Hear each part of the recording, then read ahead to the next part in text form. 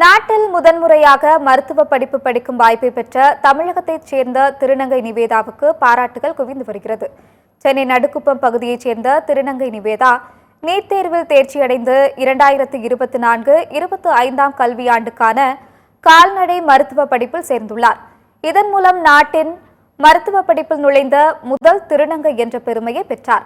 இதுகுறித்து பேசிய அவர், மருத்துவம் என்னுடைய கனவு எனவும் நீட் தேர்வில் மதிப்பெண் குறைவால் நிராகரிக்கப்பட்டு பிறகு கால்நடை மருத்துவம் பயில வாய்ப்பு கிடைத்தது என கூறினார். பல்வேறு சட்ட போராட்டங்களுக்கு பின்னர் தனக்கு கிடைத்த வாய்ப்பு மிகவும் மகிழ்ச்சி அளிப்பதாக தெரிவித்தார்.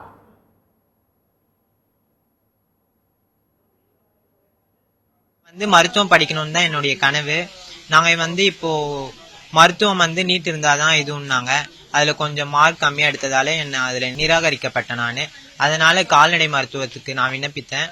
அதுல எனக்கு ஸ்பெஷல் கேட்டகரியா நாங்க கன்சிடர் பண்ண மாட்டோம் உங்களை அப்படின்றதால நாங்க கோர்ட்ல கேஸ் போட்டோம்.